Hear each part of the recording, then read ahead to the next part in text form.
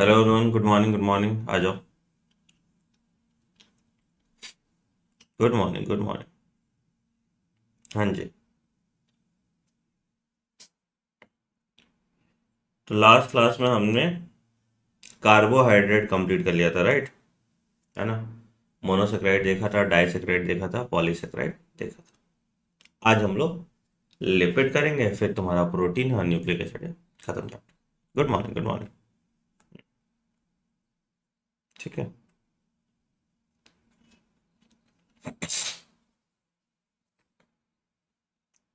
हम्म। Good morning. हाँ जी।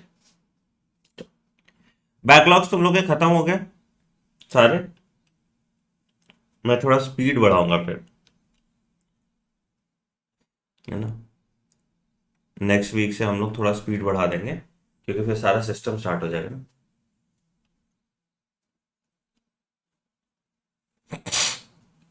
क्योंकि तुम्हारे काउंसलिंग से एग्जैक्टली 2 महीना होगा मेरे पास कंप्लीट करने के लिए, है ना? तो उस 2 महीने में मुझे सब कुछ करना है। सच सुनाओ ना। कल के नोट कब शेयर करो? कर देता हूँ बेटा शेयर, एक बन ही जाएगा, कंप्लीट ही हो रहा है, लिपिड खत्म हो गया। इकट्ठा ही नोट शेयर कर दूंगा, बट ठीक है। हाँ बेटा, बहुत पहले, एकदम मतलब बहुत ज्यादा पहले खत्म हुआ। तुम तो केमिकल खत्म हो गया ना। केमिकल खत्म हुआ, एक सिस्टम कराने में मुझे 3 दिन लगेगा, ठीक है? 11 सिस्टम है, तो 33 दिन पकड़ लो वहां से। 33 डेज तुम्हारा एक सिस्टम का हो गया, फिर एक सेलुलर लेवल 3 क्लास, और उसके बाद वो मतलब 1.5 महीने का कोर्स और बचा हुआ। मुश्किल से मुश्किल, वो तो खिंच जाएगा ना तुरंत।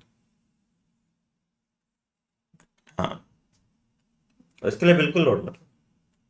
बेसिकली मैं धीरे अभी इसलिए पढ़ा रहा हूँ ना बेटा, क्या है कि हर दिन लगभग 200-300 बच्चे एनरोल कर रहे हैं, तो अब वो बेचारे कवर अप नहीं कर पाएंगे, तो इसलिए काउंसलिंग तक सबसे। एमबीबीएस वाला टॉपिक कब चालू होगा बेटा? एमबीबीएस वाला टॉपिक ही चल रहा है। एमबीबीएस में तुमको शुरू से ही ये पढ़ना है, ठीक है?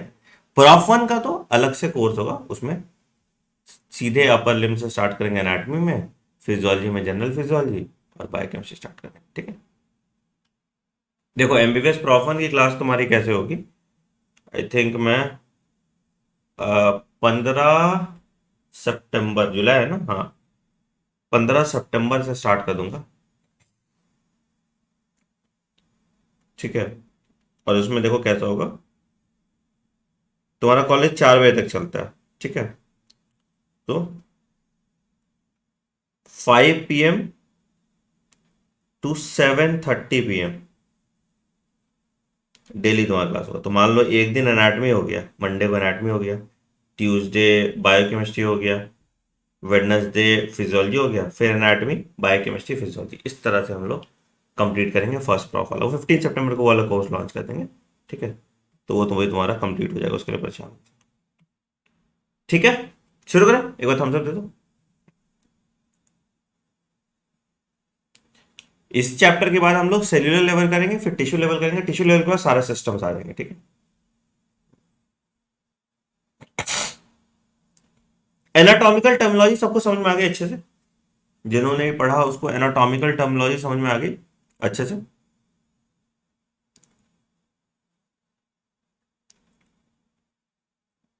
चल, बढ़िया। बढ़िया, पेज उड़ा दूं। जो नोट्स हम लोग बना रहे हैं इतना हेल्प करेगा तुमको कॉलेज में ना, याद करने में। अच्छा, चल। ऑल मसल के नाम याद करने, सब कुछ याद करना होता है, every part of the body that you will have to remember, ठीक है? तभी तो डॉक्टर बनोगे ना। बोलोगे नहीं नहीं, बोलेगा कि मेरे ना पेक्टोरलिस माइनरिस में दर्द हो रहा है, बोलोगे अरे यार, ये वाला कोर्स तो पढ़ा नहीं था मैंने। सब याद करना, सब, every small part of the human body you should know. चलो, बता दिया ना बेटा, 15 सितंबर से एमबीबीएस प्रॉफ वन का कोर्स 15 सितंबर। चलो अब शुरू करें, चलो थम्स अप दे दो, विल गेट स्टार्ट। तो शुरुआत करते हैं लिपिड से। शुरुआत करते हैं हम लिपिड से, ठीक है? चल, लिपिड की शुरुआत करते हैं। ठीक।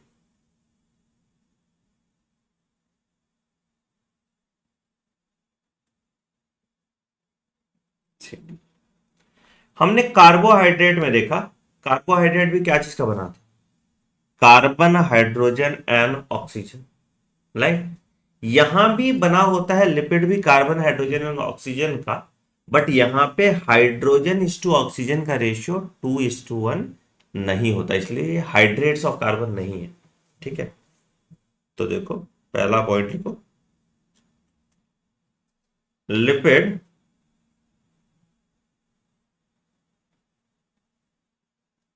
is an important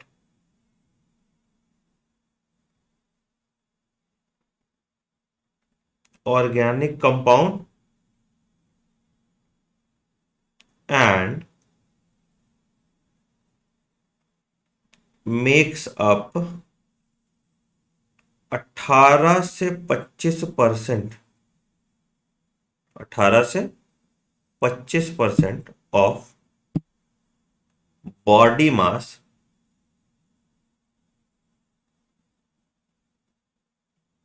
in lean adult. अगर कोई ओबीस है तो ये लिपिड का परसेंटेज बढ़ जाएगा, ये लिपिड का परसेंटेज बढ़ जाएगा। ठीक है। It contains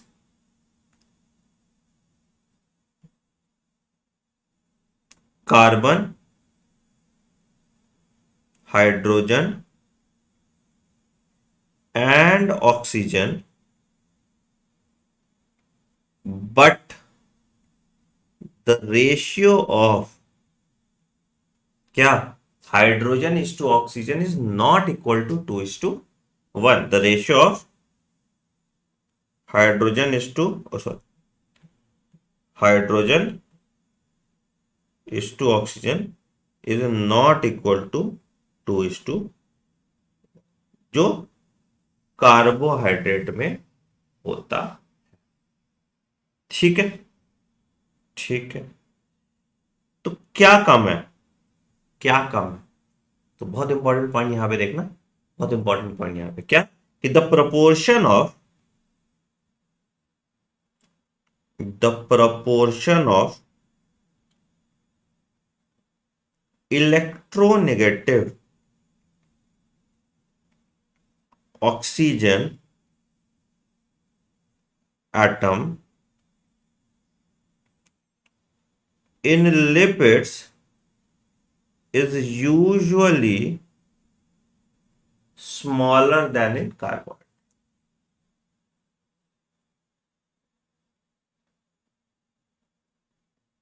In carbohydrate, it is usually smaller than in carbohydrate. ठीक है। तो इससे क्या होगा, कोवैलेंट बॉन्ड कम होगा, और इससे क्या होगा कि पोलर नहीं होगा लिपिड। ठीक है। ठीक है सर। तो क्या होगा, दे विल हैव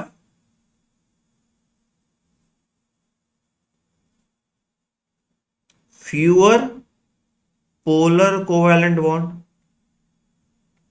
है या नहीं?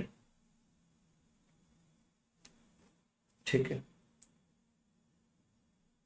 तो अगर पोलर कोवैलेंट बॉन्ड नहीं है तो मॉलिक्यूल पोलर नहीं है, तो ये क्या होगा, it will be insoluble in polar solvent. It is, therefore it is insoluble in polar solvent, therefore it is insoluble in polar solvent.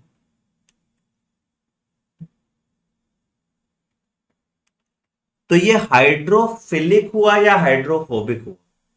ये हाइड्रोफिलिक हुआ या हाइड्रोफोबिक हुआ? तो they are hydrophilic phobic in, they are hydrophobic in. Clear है sir? Clear है? Clear है? Hydrophobic in nature, बहुत अच्छी बात है, ठीक। अच्छा, अगर ये हाइड्रोफोबिक इन नेचर है, अगर ये हाइड्रोफोबिक इन नेचर है, तो ब्लड प्लाज्मा में भी डिसॉल्व नहीं कर पाएगा। प्लाज्मा में 90 to 92% वाटर होता है ना? तो because they are hydrophobic, because they are hydrophobic, क्या होगा? ओनली द स्मॉलेस्ट लिपिड, कुछ फैटी एसिड होगा, will dissolve in watery blood plasma. तो only the smallest lipid, that is some fatty acid,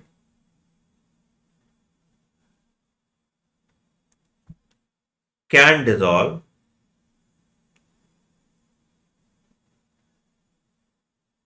in watery blood plasma। ठीक है। अगर मान लो को और सॉल्युबल बनाना है तो क्या होता था? हम यार काइलोमाइक्रोन पढ़ते थे, तो हम लिपिड पे प्रोटीन का कोट चढ़ा देते थे, ठीक है ना? लिपिड पे प्रोटीन का कोट चढ़ा देते थे। तो हम ये करते हैं कि अगर हमको मान लो सॉल्युबिलिटी इंक्रीज करनी है, तो in order to increase its solubility in blood plasma, lipids are joined by protein molecules. अब प्रोटीन तो हाइड्रोफिलिक है, तो ये वाटर सॉल्युबल होगा, lipids are joined by protein molecule, है ना?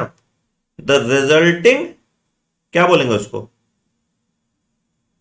The resulting lipid protein complex is called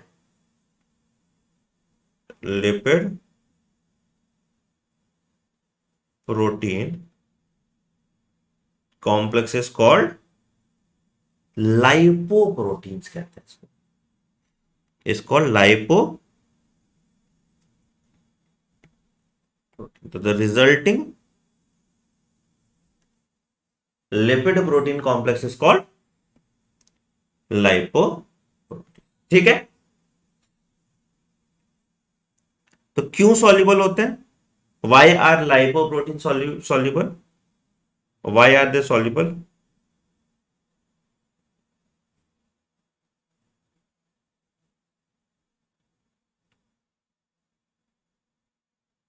क्यों है भैया? क्योंकि इसमें लिपिड का जो कोट है वो अंदर की तरफ है, प्रोटीन जो है वो बाहर की तरफ है। तो they are soluble because the proteins are on the outside and the lipids are on inside. Because proteins are on the outside and lipids towards inside। तो अंदर की तरफ क्या है? लिपिड है, बाहर की तरफ क्या है? प्रोटीन है, ठीक है? ठीक है, ठीक। अब टाइप्स ऑफ लिपिड क्या है वो तुमको यहां पे दिख जाएगा, कौन कौन सा टाइप्स ऑफ लिपिड, कैसा कैसा टाइप ऑफ लिपिड आपको देखने को मिलता है। सबसे पहला फैटी एसिड, क्या भाई?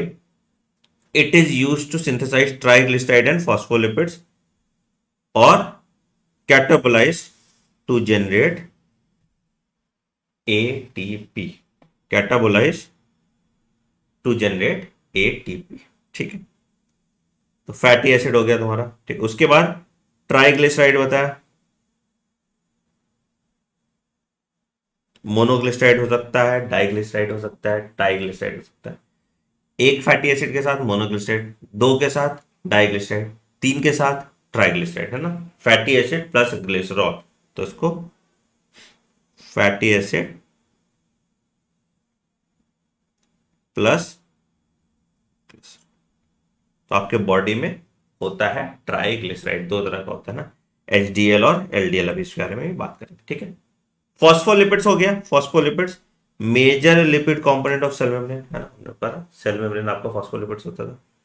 फिर स्टेरॉइड्स में आ गया आपका कोलेस्ट्रॉल, ठीक है, बाइल सॉल्ट्स, विटामिन डी और एड्रीनो कॉर्टिको हार्मोन। आपने देखा ना, एड्रीनल कॉर्टेक्स के हार्मोन जो स्टेरॉइडल थे, आपका ओवेरियन हार्मोन्स जो थे वो स्टेरॉइडल थे। तो cholesterol main component of all cell membrane, क्या करता था, स्टेबिलिटी प्रोवाइड करता था सेल मेम्ब्रेन को, याद है, बताया था मैंने, प्रोवाइड्स स्टेबिलिटी सेल, ठीक है। It is a precursor of bile salt, vitamin D और स्टेरॉइड हार्मोन। इसको डिटेल में खैर अभी देखेंगे। Bile salts needed for digestion and absorption of dietary lipid, है ना, लिपिड का ब्रेकडाउन, इमल्सिफिकेशन ऑफ फैट करता था, बाइल ही करता था। Vitamin D calcium level regulate करता है बॉडी का, और एडिनोकॉर्टिको हार्मोन आपका रिड्यूसेस स्ट्रेस।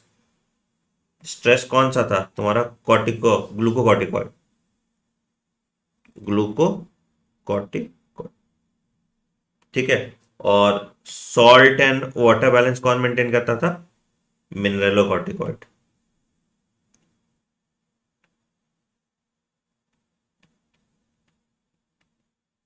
है ना, ग्लूकोकॉर्टिकॉइड और मिनरलोकॉर्टिकॉइड, ठीक है। और देख लो सेक्स हार्मोन्स में तुम्हारा जो था, सेक्स कॉर्टिकॉइड्स थे, है ना, ये भी एड्रिनल कॉर्टेक्स से निकलता था, ठीक है। इकोसेंट्स डाइवर्स इफेक्ट है modifying response to hormones, blood clotting, inflammation, immunity, stomach attic secretion, airway diameter, इस पे भी डिटेल में बात करेंगे। बाकी लिपिड में आ गया तुम्हारा कैरोटीन्स, फिर तुम्हारा आ गया विटामिन ई, फिर तुम्हारा आ गया विटामिन के और लाइपोप्रोटीन, ठीक है। तो कैरोटीन्स क्या है, सिंथेसिस ऑफ विटामिन ए में हेल्प करेगा, तो make visible pigment in I. Vitamin A क्या होता था, है ना, रेटिनॉल होता था, was aldehyde of vitamin A, आपने पढ़ा। Vitamin E promotes would healing, prevents tissue scarring वगैरह वगैरह, ठीक है। विटामिन के ब्लड क्लॉटिंग, और लाइपोप्रोटीन ट्रांसपोर्ट ऑफ प्रोटीन में हेल्प करता था, ठीक है। तो एक एक करके हम इन सब को देखना स्टार्ट करते हैं। तो सबसे पहले देखते हैं फैटी एसिड।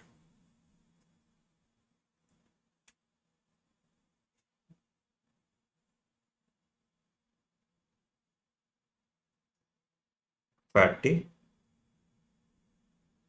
एसिड, ठीक है सर, क्या है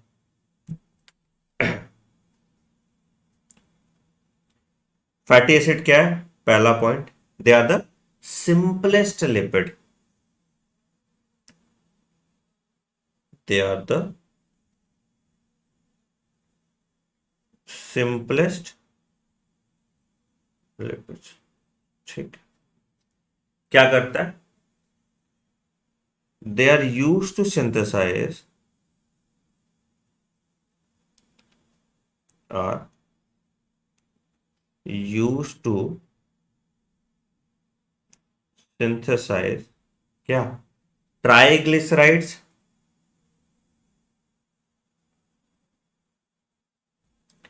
एंड फॉस्फोलिपिड, फॉस्फोलिपिड्स, ठीक है, ठीक है। अच्छा, fatty acid can also be catabolized to generate ATP, adenosine triphosphate, सबसे ज्यादा एटीपी इसी से रिलीज होता है, ये हमने देखा था, है ना? सही बात। ठीक। ठीक। ठीक। अच्छा, अगर फैटी एसिड का स्ट्रक्चर देखें तो हम ये देखते हैं कि a fatty acid consist of a carboxyl group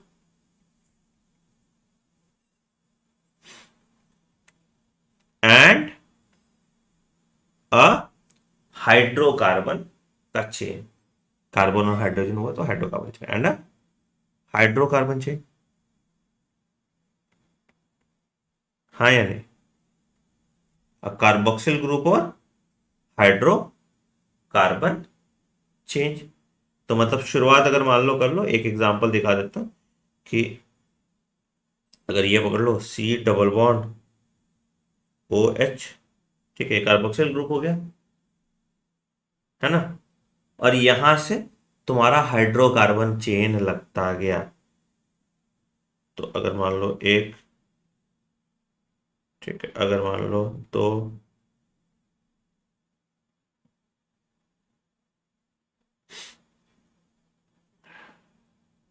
तीन, चार, ऐसे ही 16 कार्बन का होगा तुम्हारा, तो पाल्मेटिक एसिड बनेगा, है ना? तो कैसा होगा? पाल्मेसिक एसिड।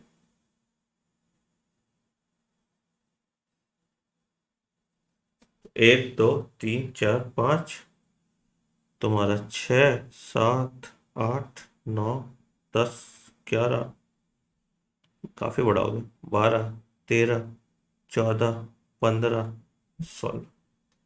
16 कार्बन वाला जो हो गया दैट इज पाल्मेटिक एसिड।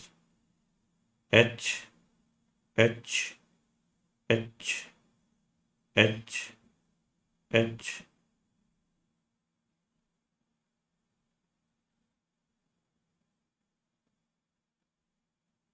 तो ये तुम्हारा क्या हो गया? काफी मेहनत का काम है यार ये। वैसे तो डायरेक्टली हम लिख सकते थे CH2 फिर CH3 डाल देते, है ना? बट ठीक है, कोई बात, पूरा ही लिख दी। ठीक। क्या होगा फॉर्मूला इसका? C15H31 और COH, तो इसीलिए 16 कार्बन कंपाउंड है।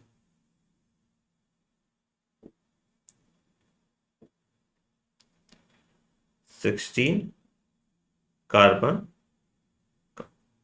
ठीक। अब यहां पे देखो, सारा सिंगल बॉन्ड है, तो ये सैचुरेटेड है ना? सारा सिंगल बॉन्ड है, मतलब ये सैचुरेटेड है। ठीक है।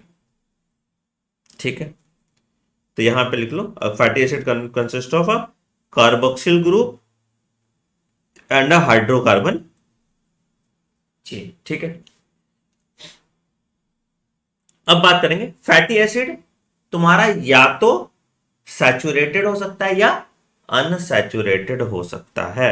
तो fatty acid can either be saturated, can either be saturated और अनसैचुरेटेड। अनसैचुरेटेड मतलब डबल बॉन्ड है या ट्रिपल बॉन्ड लगा है। ठीक है। ठीक। तो अ सैचुरेटेड फैटी एसिड, अ saturated fatty acid contains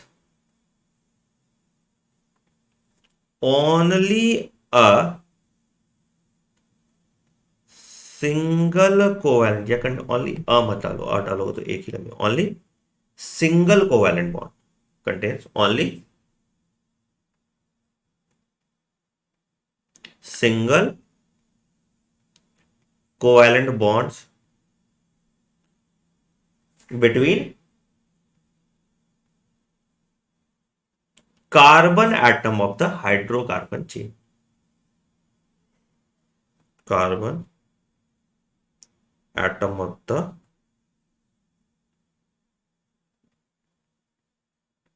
hydrocarbon chain. जैसे तुम्हारा एग्जांपल दिखा पाल्मिटिक एसिड, एग्जांपल रहा पाल्मिटिक एसिड। ठीक, ठीक है सर। अच्छा, आगे बढ़े। अगर हम बात कर लें तुम्हारा अनसैचुरेटेड फैटी एसिड, अन तो N unsaturated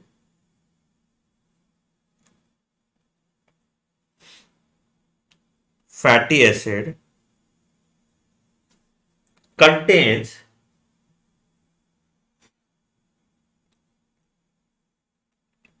one or more double covalent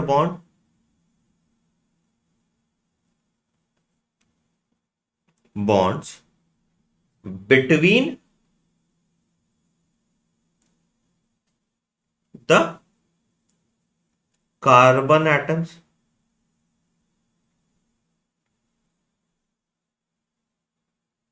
of the hydrocarbon chain। तो अगर डबल कोवैलेंट बॉन्ड दिख रहा है तो वो क्या हो गया? Unsaturated fatty acid. हाँ बेटा, बायोकेमिस्ट्री का पार्ट है। ठीक है, अनसैचुरेटेड फैटी एसिड। ठीक है। अच्छा, अनसैचुरेटेड फैटी एसिड में तुमको एक बेंट दिखता है। स्ट्रक्चर देखोगे तो तुमको एक बेंट दिखेगा, उसके बारे में बात करते हैं। ठीक, इसका एग्जांपल जो oleic acid.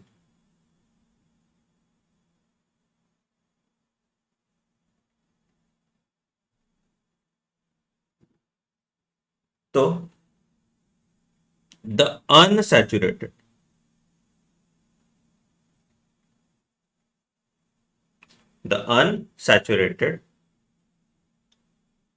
fatty acid has a bend at the side of the double bond। ठीक है, एक बेंट है, जहां पे भी डबल बॉन्ड होगा वहां पे एक बेंट आ जाता है, जिसको हम किंक कहते हैं। बिल्कुल बिल्कुल ठीक है। अच्छा, तो जो ये अनसैचुरेटेड फैटी एसिड होता है, इसमें एक डबल बॉन्ड हो सकता है, दो हो सकता है, दो से ज्यादा हो सकता है ना? तो अगर एक डबल बॉन्ड है, अब अनसैचुरेटेड फैटी एसिड में अगर मान लो सिंगल डबल बॉन्ड है, अगर इसमें सिंगल डबल बॉन्ड तो एक किंग दिखेगा या एक बेंड दिखेगा। ठीक है, तो इसको सिंगल डबल बॉन्ड होगा तो क्या कहेंगे उसको? Mono unsaturated.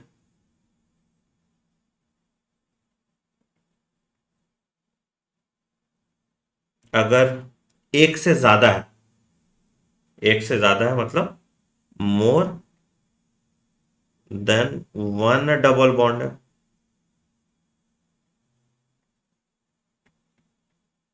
तो ये हो जाएगा आपका पॉली अनसैचुरेटेड। ठीक है, तो याद रखिएगा, इट विल हैव, अगर एक से जितना भी डबल बॉन्ड है उतना बेंड हो, तो it will have more than one kink या बेंड। और जो मोनोसैचुरेटेड है इसके पास क्या होगा? एक ही होगा, तो ओनली वन किंक या। ठीक है, ये चीज आपको ध्यान में रखना है। क्लियर है? क्लियर है? क्लियर है? तो अगर मान लो कि ओलिक एसिड का तुम मॉलिक्यूल लिखते हो, तो ओलिक एसिड क्या है? एग्जाम्पल में अगर मान लो कि अगर हम ओलिक एसिड दिखाते हैं,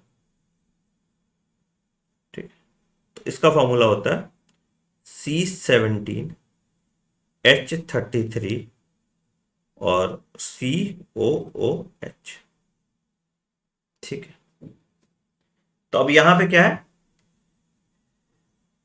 अ सिंगल बेंड इज सी। तो ये कौन सा हो गया तुम्हारा? Mono unsaturated. Mono unsaturated. कोई दिक्कत? बढ़ बढ़ ठीक है, ठीक है, ठीक है। अगर फैटी एसिड और ग्लिसरॉल को बनाओगे, तो अगर एक फैटी एसिड है तो मोनोग्लिसराइड, दो फैटी एसिड है तो डाइग्लिसराइड, और अगर तीन फैटी एसिड लगता है तो ट्राइग्लिसराइड स्ट्रक्चर बनता है। तो अगला पढ़ते हैं तुम्हारा ट्राइग्लिसराइड।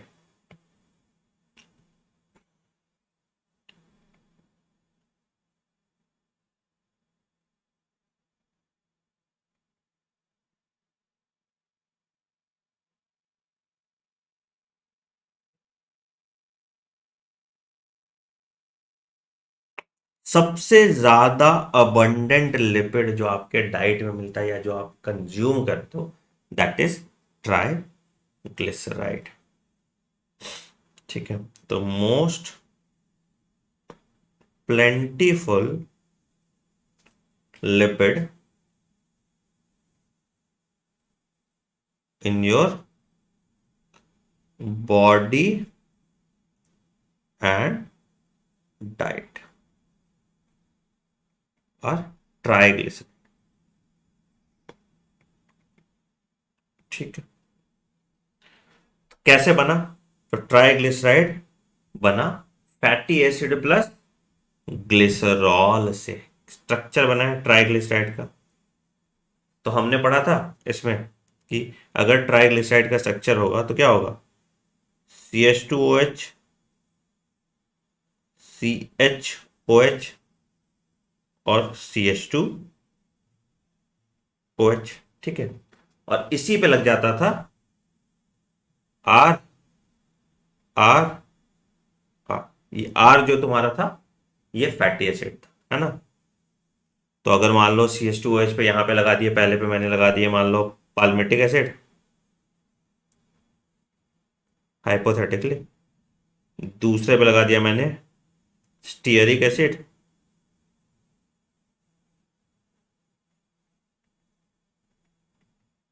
ठीक है। तीसरे पे लगा दिया मैंने ओलिक एसिड। तो ये तुम्हारा बन गया मेरा ट्राइग्लिसराइड। स्टीयरिक एसिड भी सैचुरेटेड होता है, 18 कार्बन का बॉन्ड होता है, ठीक है।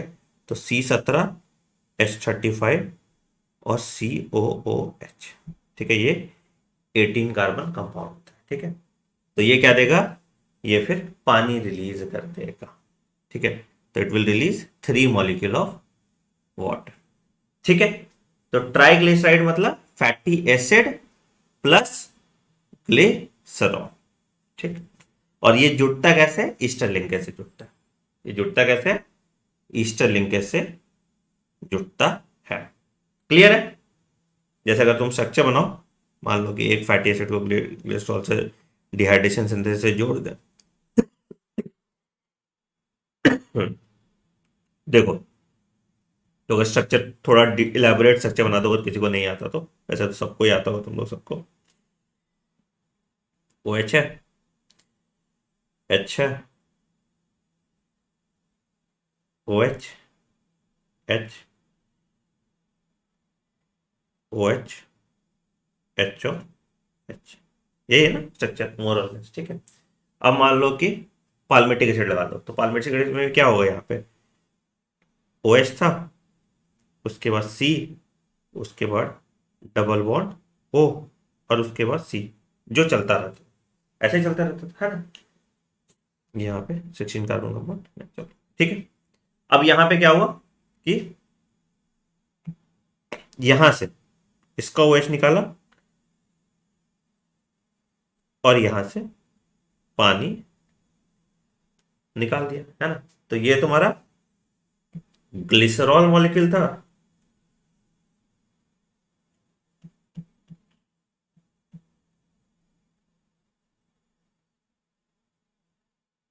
है ना। ठीक है, ठीक है। और ये तुम्हारा पैल्मेटिक एसिड था, और यहां पे जो बॉन्ड बना that is ester bond, ester bond. ठीक है, ठीक है बेटा, ठीक है। तो डिहाइड्रेशन सिंथेसिस रिएक्शन हुआ है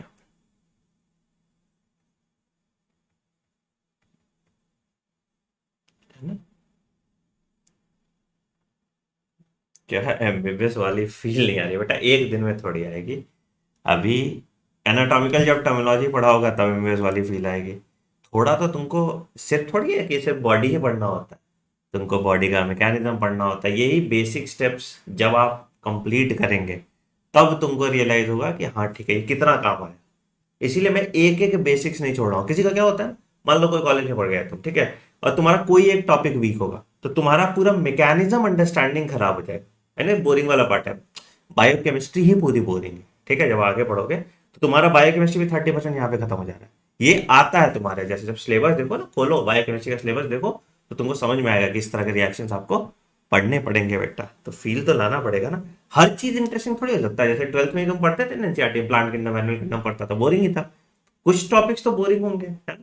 कहाँ कहीं मैकेनिज्म होगा, फिर जब सिस्टम्स आ जाएंगे तुम्हारे बॉडी के तो ज्यादा इंटरेस्टिंग लगेगा। उसमें भी वो बहुत बोरिंग है। तुम्हारा जो याद करने वाला पार्ट है ना एनाटॉमी का, वो बहुत बहुत बोरिंग है ना। बट क्या करोगे, विजुलाइज करके याद करना पड़ेगा ना। तो हमें तो सब कुछ पढ़ना है ना।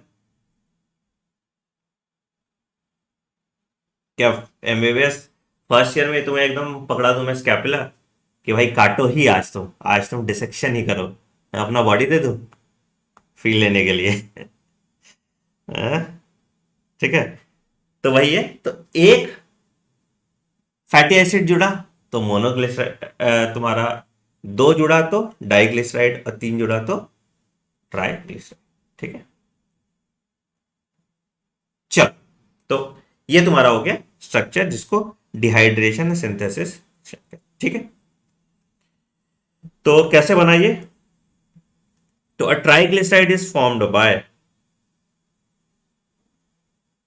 और प्लीज इसको लिखो, ये सब एग्जाम में लिखना पड़ेगा तुमको, थ्योरी थ्योरी, इसमें ऑप्शन एलिमिनेशन नहीं चलेगा। फॉर्म्ड बाय कितना, three fatty acid plus one glycerol.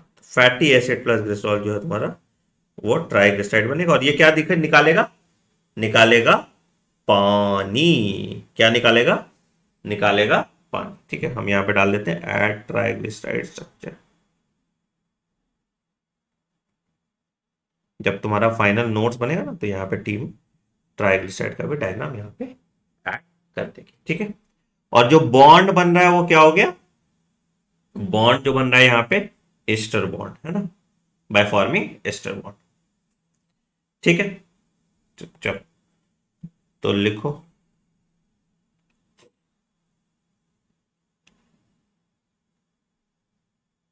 Three carbon, theory बहुत इंपॉर्टेंट है बेटा, three carbon glycerol molecules forms the backbone of triglyceride। ठीक है, form the backbone of triglyceride. ठीक, थ्री फैटी एसिड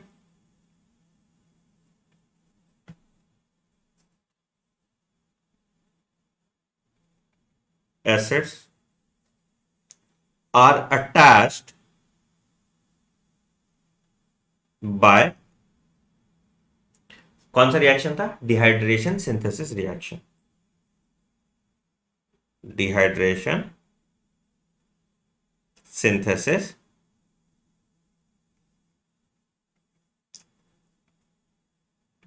ठीक है, ठीक है। द केमिकल बॉन्ड, कौन सा बॉन्ड बन गया यहां पे? ईस्टर लिंकेज है ना। The chemical bond formed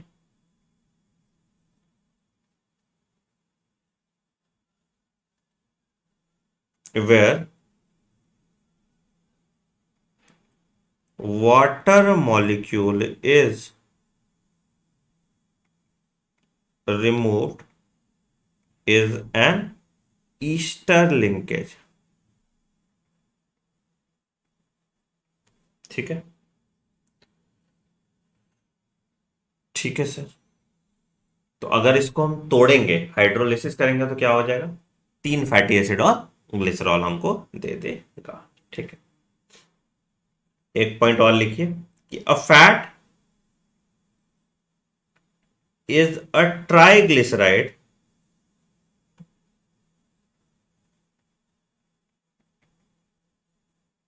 that is a solid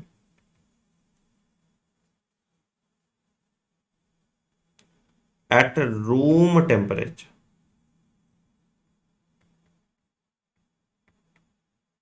that is solid at room temperature. तो यहां पे जो solid at room temperature fat है वो कौन सा होता है? सैचुरेटेड होता है। ठीक है, तो द फैटी एसिड ऑफ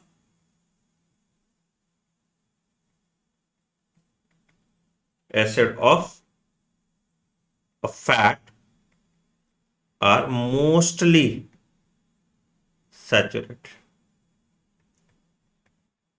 तो इसी कारण से क्या हो जाता है, ये सॉलिडिफाई कर जाता है रूम टेम्परेचर पे। जो डालडा देखते हो, घी देखते हो ना, तो ये तुम्हारा सैचुरेटेड होता है।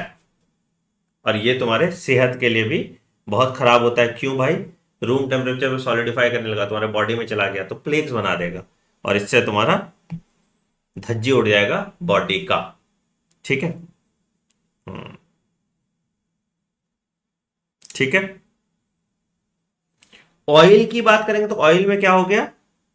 मोस्टली अनसैचुरेटेड होता है, तो रूम टेम्परेचर पे ये जमता नहीं है। तो an oil is a triglyceride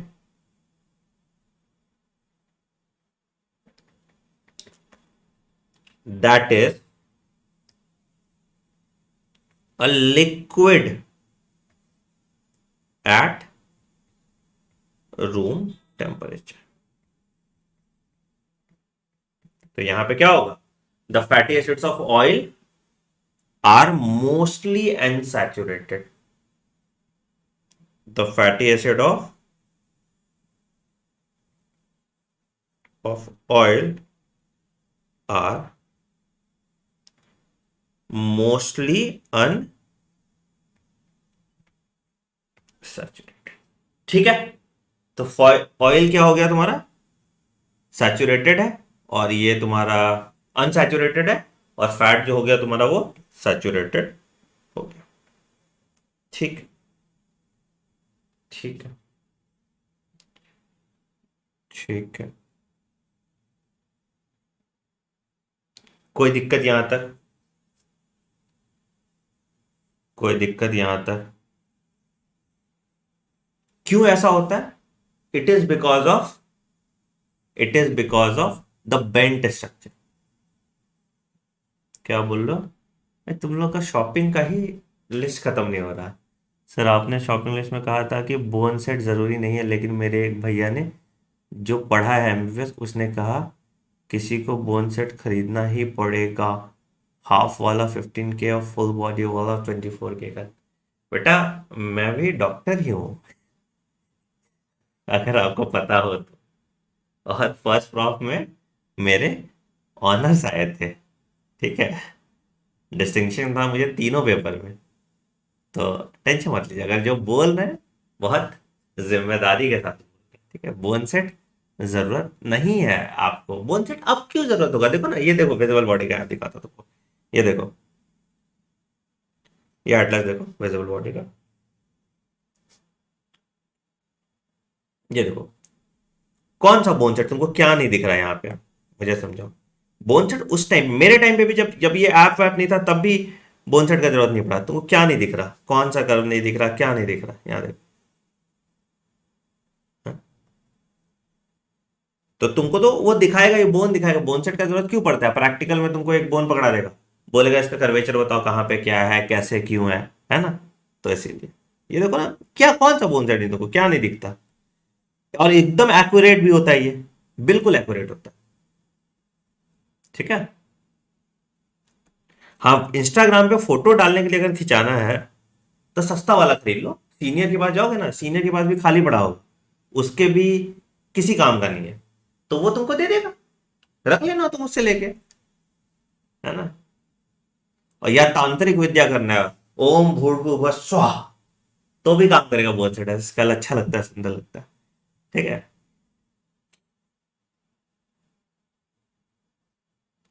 2,000 रुपए का कोर्स खरीदने में कमेंट करोगे कि सर यूट्यूब पे पढ़ा दीजिए, और 24,000 का हड्डी खरीदो, यार मेरा ही हड्डी खरीद लो, है।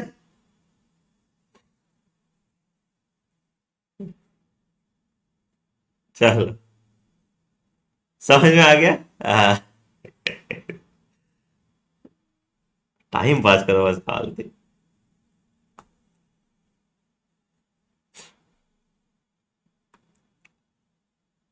बहुत कम होता रहेंगे, कर लेंगे यार, ये सब सब बात कर लेंगे ना, क्लास के बीच में सब बात करना जरूरी है। कर लेंगे ना रैगिंग रोगिंग पे बात। हम्म। अब ये सब आदत छोड़ो, अब यूजी वाला टाइम गया, ठीक है। अब थोड़ा आपको भी सीरियस होना पड़ेगा। ये सब जो पहले तुम लोग का आदत हो गया ना नीट यूजी में, कि कहीं भी बीच में सवाल पूछ दिए, अपने जरूरत का सवाल पूछ दिए, ठीक है। तो ये सब आदत अब एकदम छोड़ दीजिए, अब एकदम आपको सीरियस होकर पढ़ना पड़ेगा, है ना। अब नहीं चलेगा क्लास में शायरी, ठीक है। ये सब आदत अब छोड़ना होगा आपको, समझ में? कहीं से भी कुछ भी पूछ दिया, ये सब आदत छोड़ो बेटा, अब सीनियर हो गए हो अब, ठीक है। अब थोड़ा मैच्योरिटी लाओ, ठीक। चलो शुरू कर। तो ये जो लिक्विड रूम टेम्परेचर पे रहता है, क्यों? क्योंकि क्योंकि बेंट स्ट्रक्चर के कारण वो सॉलिडिफाई नहीं कर रहा है। अब ऐसे कोई किसी का मुंह टेढ़ा होगा, ऐसे हाथ टेढ़ा होगा, तो कैसे चिपकेगा बेचारा? तो due to the bent structure ये सॉलिडिफाई नहीं कर पाता है, and they are liquid at room temperature, ठीक है। तो एक पॉइंट यहां लिख लो कि द किंग्स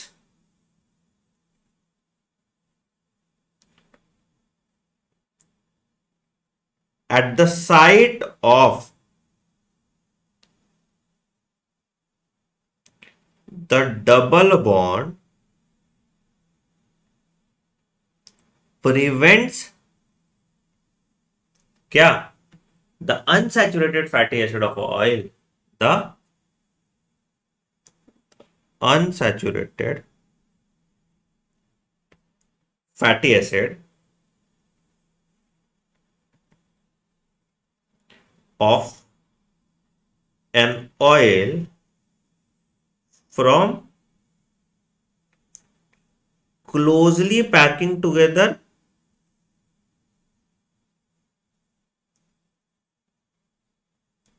and solidifying, ठीक है। सॉलिडिफाई होने से प्रिवेंट करता है, ठीक है। ठीक है। अच्छा एक चीज बताओ कि मोनो अनसैचुरेटेड फैट्स तुम्हारे बॉडी के लिए अच्छा होगा ऑयल में, या पॉली अनसैचुरेटेड फैट आपके बॉडी के लिए अच्छा होगा ऑयल में? Which is better for your health?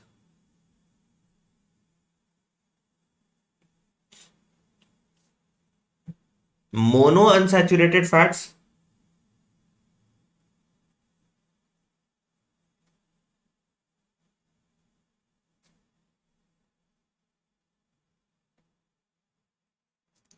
ये क्या हो गया? Which is better for you, mono unsaturated fat या क्या हो जाए, या पॉली अनसैचुरेटेड फैट, या पॉली अनसैचुरेटेड फैट? कौन सा वाला ट्राइग्लिसराइड अच्छा हो? पॉली। अच्छा चलो, क्यों, reason why poly, why not mono? Why poly, why not mono?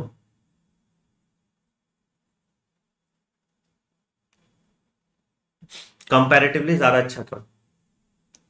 बेटा दोनों में कोई खास डिफरेंस है नहीं, समझो। अगर मोनो अनसैचुरेटेड फैटी एसिड है, सिंपल सा चीज समझो ना, जैसे अगर मान लो कि तुम्हारा इसमें ऑलिव ऑयल आ गया, ठीक है, या पीनट बटर हो गया,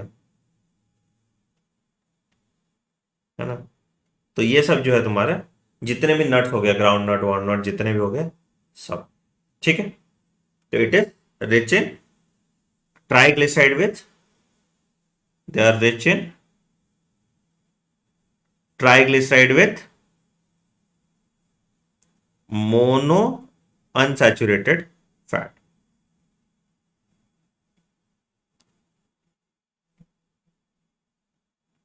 ठीक है, अच्छा, दूसरा आ जाएगा पॉली अनसैचुरेटेड फैटी एसिड में तुम्हारा कॉर्न ऑयल, सनफ्लावर ऑयल,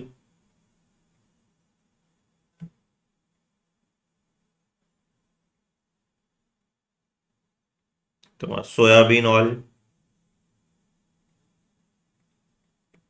तो यहां पे क्या है, it is rich in TG with poly saturated fat. हाँ एग्जैक्टली, द पॉइंट इज कि हमेशा जनरली जो आपको है ना, ऑयल चेंज कर करके खाना चाहिए।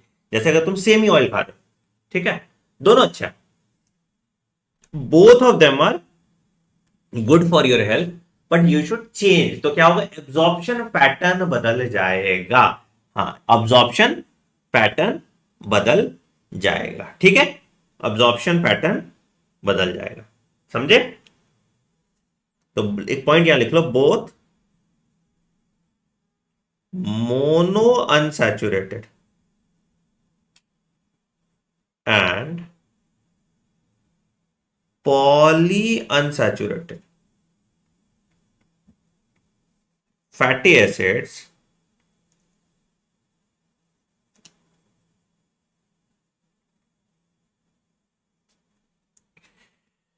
या फैट्स कर लो ना, ट्राइग्लिसराइड में साथ फैट, या fats are believe to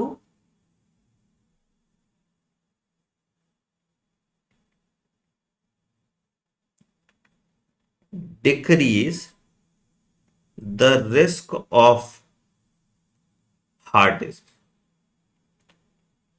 again वही बोला ना बेटा, कि आप इसको चेंज कर करके खाएं, कि मान लो आज ऑलिव ऑयल में खा लिया, कल सोयाबीन ऑयल में खा लिया, है ना, तो उससे क्या है, आपका एब्जॉर्प्शन लिमिटेड रहता है, आपका एब्जॉर्प्शन लिमिटेड रहता है, ठीक है। एक और पॉइंट यहां पे लिखो कि triglycerides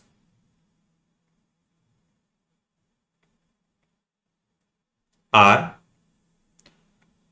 bodies most highly concentrated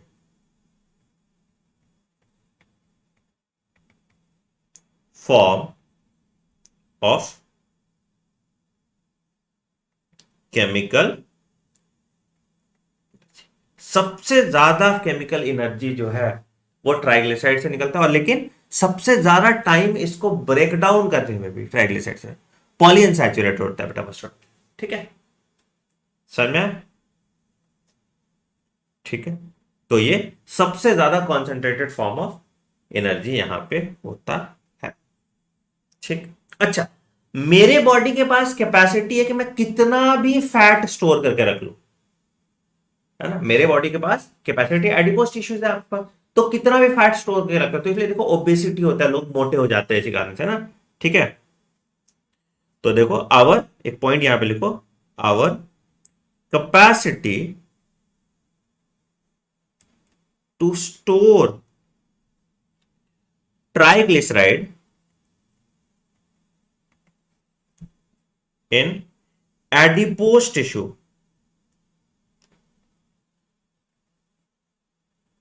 is unlimited, अन ठीक है, तो जितना भी तुम एक्सेस में खाना खाओगे वो किस फॉर्म में स्टोर होगा, वो स्टोर होगा फैट के फॉर्म में। तो कोई भी कुछ भी, अगर मान लो कि तुमने एक्सेस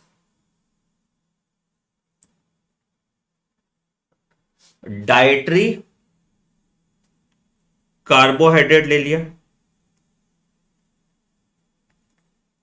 प्रोटीन ले लिया, फैट ले लिया एंड ऑयल, ये सब they are deposited in the adipose tissue as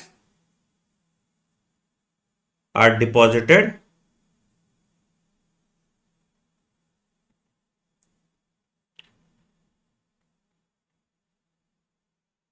as triglyceride. तो बहुत लोग तुमको सुनते होगे कि सर हम तो बिल्कुल घी नहीं खाते हैं, लेकिन वो दिन में 4 टाइम चावल खा रहे हैं, तो टेक्निकली वो उसका भी ट्राइग्लिसराइड बढ़ेगा, उसका भी ट्राइग्लिसराइड बढ़ेगा, समझ में आ रहा है, उसका भी ट्राइग्लिसराइड बढ़ेगा। ठीक है, कोई दिक्कत बेटा, कोई दिक्कत, कोई दिक्कत, ठीक, ठीक। अच्छा, एक इसका क्लोनिकल कोरिलेशन लिख लो, एक फैटी एसिड होता है जिसको हम कहते हैं एसेंशियल फैटी एसिड। ठीक है, हम लोग याद है प्रोटीन में पढ़ते थे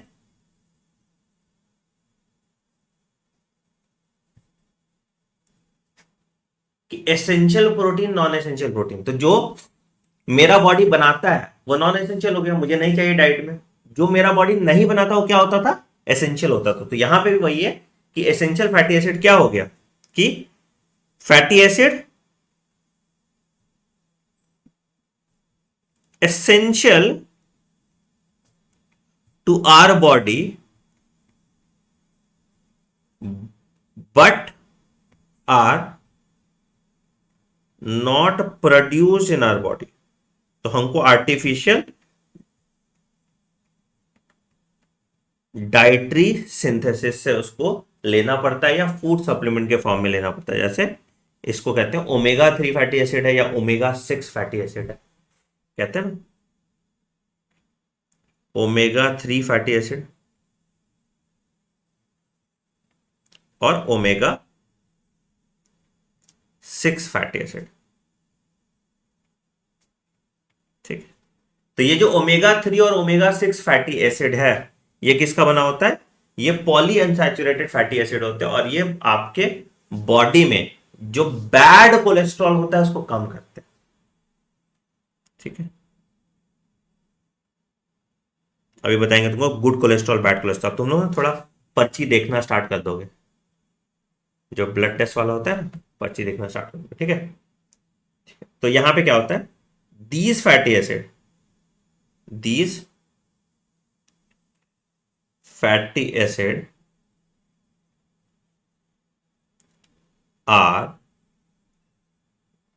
polyunsaturated fatty acid। ठीक है, क्या करता है ये, इट इट इट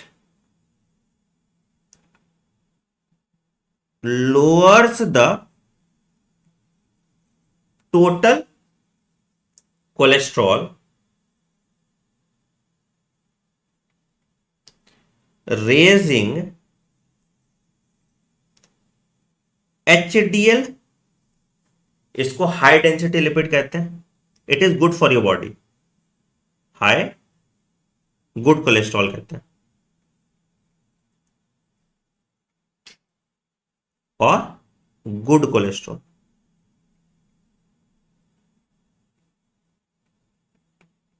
मतलब अगर आपका एचडीएल अच्छा है तो आपका बॉडी अच्छे से काम कर रहा है। ठीक है, एचडीएल अच्छा है तो आपका बॉडी अच्छे से काम कर रहा है। And lowering LDL, low density lipid. अच्छा, अब एक चीज बताओ, why low density lipid is bad for you? क्योंकि ये खून में मिल जाएगा, है ना, अलग नहीं हो पाएगा, और हार्ट डिजीज कॉज कर सकता है। ठीक है, ठीक है सर। तो इसीलिए omega 3 fatty acid generally fish से मिलता है ये तुमको ज्यादातर। ठीक है, तो ये इंपॉर्टेंट होता है आपके बॉडी के लिए। कोई दिक्कत यहां तक? कोई दिक्कत यहां तक? ठीक है।